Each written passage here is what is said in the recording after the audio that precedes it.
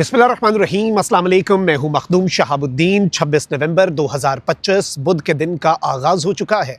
नाज़रीन कराम, कुछ इंतहाई अहम तरीन डेवलपमेंट्स हैं। भारत को अब तक का सबसे बड़ा धचका चीन की तरफ से लगा है। 5 साल पहले गुलवान वैली में जो क्लैशेस हुए थे, जिसमें भारत अपनी टेरिटरी चीन के हाथों खो बैठा था, उसके बाद अगर कहा जाए कि अब जाकर भारत को उसके बाद चीन ने अब तक का सबसे बड़ा सरप्राइज़ दिया है, तो ये कहना गलत नहीं होगा। और भारत चीन से पंगा ले बैठा है और सिफारती लड़ाई एक मर्तबा फिर शुरू हो चुकी है। अलबत्ता भारत पिछले कुछ हफ्तों के अंदर हमने देखा कि जब से अमेरिका से मुंह की खाई भारत ने और क्वाड का खात्मा हुआ, उसके बाद भारत अमेरिका के साथ ताल्लुकात की खराबी के बाद चीन के साथ अपने ताल्लुकात बेहतर करने की कोशिशों में मसरूफ़ अमल था। लेकिन अब उन तमाम तर कोशिशों को एक बहुत बड़ा सेटबैक लगा है और चीन ने लिताड़ के रख दिया है और भारत ने भी चीन से पंगा ले लिया है। इस सब के अंदर अब बात जो है वो सरहदों के ऊपर फौजों की तैनाती और फौजों के आपस में क्लैश तक जा पहुंची है। इस हवाले से कुछ एक्सक्लूसिव डिटेल्स हैं जो आपके सामने रखना बहुत ज्यादा जरूरी है। अगर अभी तक आपने इस वीडियो को लाइक नहीं किया तो लाइक जरूर कर दें। कमेंट सेक्शन में पाकिस्तान जिंदाबाद का नारा और अपनी राय का इजहार जरूर करें। और जिन लोगों ने चैनल को सब्सक्राइब नहीं किया, उनसे मेरी ये दरखास्त होगी कि चैनल को भी लाजमी सब्सक्राइब कर लें। नाज़रीन कराम, इस चीज को आप ज़हन में रखिएगा कि चीन जो है वो इस वक्त अपनी पॉलिसी जो है उसमें कोई भी तब्दीली नहीं कर रहा। अलबत्ता भारत ने पिछले कुछ अरसे में, जब से ऑपरेशन बुनियानुम मरसूस कामयाब हुआ और उसके बाद ट्रंप ने भारत को लिताड़ा और अब तो क्वाड भी खत्म हो चुकी है, उसके बाद से भारत ने चाइना के साथ अपने ताल्लुकात ठीक करने की कोशिश की। वो पाबंदियां जो भारत ने चीनी शहरियों पर लगाई थी 5 साल पहले गुलवान वैली के क्लैशेस में, वो पाबंदियां भारत ने यूनिलैटरली खत्म कर दी। उन्होंने कहा कि हम पाबंदियां हटा रहे हैं। चीन ने नहीं हटाई, भारत ने यकतरफा तौर पर।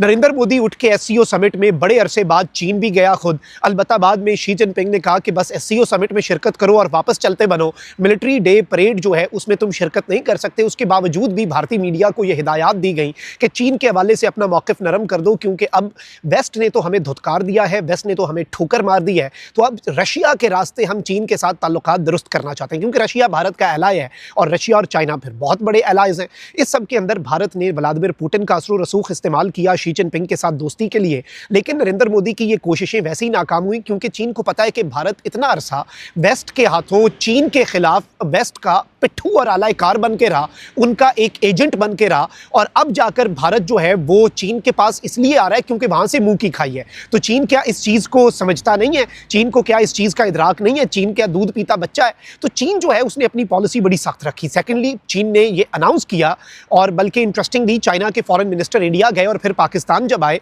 तो भारत बड़ा खुश हुआ कि देखें जी, इंडिया भी आ गए, इंडिया भी आ गए। और गोदी मीडिया को वैसे भी कहा गया है कि जरा चाइना पे हाथ हौला रखना है और चाइना को और शी जिनपिंग को नए अपने माई बाप के तौर पर प्रोजेक्ट करना है। लेकिन चाइना के फॉरेन मिनिस्टर ने पाकिस्तान आकर कहा कि भाई, हमारी हमसाया डिप्लोमेसी में पाकिस्तान नंबर 1 था, नंबर 1 है और नंबर 1 रहेगा। अच्छा, एक तरफ तो ये सब कुछ हो गया। फिर आपको याद होगा कि अभी रिसेंटली भारत जो है वो टेरिटोरियल लॉस की बात कर रहा है ना, कि पाकिस्तान की जब तक हमने टेरिटरी पर कब्जा ना किया तब तक पाकिस्तान अपनी हार नहीं मानेगा। ये स्टेटमेंट्स दे रहे हैं, सिंध पर कब्जे की बात कर रहे हैं, दरियाओं से आने की बात कर रहे हैं। इंटरेस्टिंगली 5 साल पहले भी लद्दाख के अंदर, जहां पर 3 इडियट्स मूवी जो है आमिर खान की, उसका क्लाइमैक्स, उसका आखिरी सीन शूट हुआ था ना, चाइना ने उस पर कब्जा कर लिया था। वो आज भी चाइना के पास है और चाइना ने उस पर कब्जा करने के बाद अपने इन्फ्लुएंसर्स और यूट्यूबर्स और व्लॉगर्स को चाइना वहां पर लेकर गया कि पूरी दुनिया को दिखाओ कि हमने ये इलाका कब्जा कर लिया है।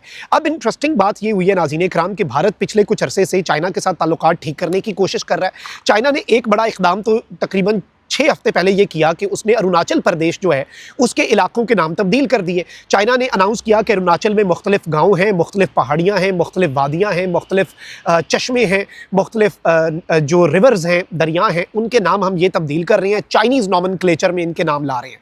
उसकी वजह ये थी कि चाइना कहता है कि भाई, इस पर हमारा क्लेम है, ये हमारा इलाका है, और चाइना उसे अपना इंटीग्रल पार्ट कंसिडर करता है, यानी जो इंडिया के पास अरुणाचल है। अब इंटरेस्टिंगली 2 हफ्ते पहले ये खबर आती है कि चाइना क्वाइटली जो है वो टेरिटरी अपनी आगे को मूव करता जा रहा है और LAC, line of actual control जो है, उसके ऊपर चाइना एडवांसमेंट्स कर रहा है। और रॉयटर्स ने और दीगर इंटरनेशनल मीडिया आउटलेट्स ने यह रिपोर्ट किया कि वो मकामात जहां पर भारत की फौजें पहले पेट्रोलिंग किया करती थीं, गश्त किया करती थीं, अब उन मकामात तक भारतीय फौज को एक्सेस नहीं है। इसका क्या मतलब है? एक मुल्क की फौज एक एरिया के अंदर कुछ साल पहले तक गश्त करती हो और अब वहां पर वो फौज दाखिल भी ना हो सके। इसका मतलब यह है कि बहुत साइलेंटली, बहुत क्वाइटली चाइना जो है उसने इंडिया के ऊपर टेरिटोरियल लॉस इन्फ्लिक्ट कर दिया। अब जो रीसेंट कॉन्फ्लिक्ट है वो बड़ा इंटरेस्टिंग है जो इस सिनेरियो में सामने आया है। रीसेंट कॉन्फ्लिक्ट नाज़रीन कराम ये हुआ है कि भारत की एक खातून है, उसके पास जो पासपोर्ट है उसके ऊपर ज़ाहिर बात है, जैसे आपका मेरा किसी का भी पासपोर्ट होता है तो उस पर प्लेस ऑफ बर्थ भी लिखी होती है। जैसे मेरे शहर का नाम होगा, है तो पाकिस्तानी पासपोर्ट लेकिन उस पर मेरी प्लेस ऑफ बर्थ लिखी होगी। इसी तरीके से एक भारतीय खातून थी जो कि लंदन से बेसिकली जा रही थी जापान। उसका ट्रांजिट था शंघाई एयरपोर्ट के ऊपर चाइना में, 3 घंटे का ट्रांजिट था। जैसे हम यहाँ से यूरोप जाते हैं तो कभी हमारा कतर में दोहा में ट्रांजिट होता है, कभी दुबई, इसी तरीके से उस फ्लाइट का ट्रांजिट था शंघाई के अंदर। 3 घंटे का उस औरत का ट्रांजिट था। उसने चाइना के टेरिटरी पे एंटर भी नहीं होना था, उसने एयरपोर्ट से ही अगली फ्लाइट लेनी थी। लेकिन चाइना की अथॉरिटीज़ ने उस औरत को डिटेन कर लिया, 18 घंटे तक उस औरत को डिटेन किया। उसकी वजह यह है कि उस औरत के पासपोर्ट के ऊपर उसकी place of birth Arunachal Pradesh India लिखी थी। चाइना ने कहा कि तुम्हारा पासपोर्ट इल्लीगल है। इल्लीगल इसलिए है क्योंकि इस पर एक इल्लीगल चीज़ लिखी हुई है कि अरुणाचल प्रदेश इंडिया। एक तो चाइना अरुणाचल प्रदेश को अरुणाचल प्रदेश भी नहीं कहता, कहता है कि इसका नाम भी चाइनीज़ में जो है वो मैं आपको बताता हूँ। अब भारत ने इस सब के ऊपर, ये औरत जो है ये मीडिया पर आई, इसने कहा कि मुझे चाइनीज़ ने हरास किया है, 18 घंटे तक मुझे कहते रहे कि तुम्हारा पासपोर्ट इल्लीगल है, ये सब कुछ हो गया, वो हो गया, फलां हो गया, ढिमका हो गया, और ये जो पासपोर्ट है इसके ऊपर मुझे हरास किया गया और मुझे बार बार कहते रहे अरुणाचल इंडिया का हिस्सा नहीं है, अरुणाचल इंडिया का हिस्सा नहीं है। अच्छा, अब भारत ने इसके ऊपर क्या किया जी, भारत का मीडिया आसमान सर पे उठा चुका है, लेकिन बड़ा मोहतात होके। मैं आदित्य राज कौल जो एनडीटीवी वाला है ना, मैं उसका खबर पढ़ रहा था जो उसने ये शेयर की, तो साथ उसने तज्जिया लिखा कि चाइना को ख्याल करना चाहिए क्योंकि दोनों मुल्क तो ताल्लुकात को नॉर्मल कर रहे हैं, ऐसे में हालात ख़राब भी हो सकते हैं और नॉर्मलसी जो है वो नहीं होती। भाई चाइना ने कौन सा नॉर्मल हालात करने की कोशिश की है, वो तो तुम लोग एक तरफा तौर पे चाइना के आगे लेट रहे हो क्योंकि तुम्हें वेस्ट और अमेरिका की तरफ से जूते मारे गए हैं।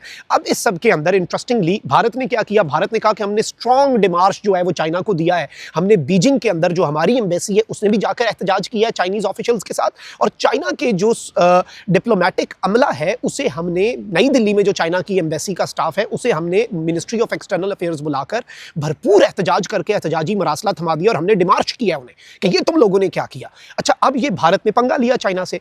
अब चाइना ने उसका जो जवाब दिया है वो बड़ा इंटरेस्टिंग है, और चाइना की जो फॉरेन मिनिस्ट्री है उसने क्या डिक्लेयर किया है, China has never recognised the so called Arunachal. उन्होंने कहा है कि नाम नेहाद अरुणाचल, उन्होंने कहा है कि हमने कभी भी इस नाम नेहाद अरुणाचल प्रदेश को, जो कि इल्लीगली भारत की तरफ से सेटअप किया गया एक नाम है इस इलाके का, हमने उसे कभी भी रिकॉग्नाइज नहीं किया और ना ही हम इसे आइंदा भी कभी रिकॉग्नाइज करेंगे। इस सब के अंदर इन्होंने मजीद कहा कि ये जो एरिया है इसका नाम है यंगनान, और इन्होंने कहा कि यंगनान जो है वो भारत का हिस्सा नहीं है, वो चीन का हिस्सा था, वो चीन का हिस्सा है और वो चीन का हिस्सा रहेगा।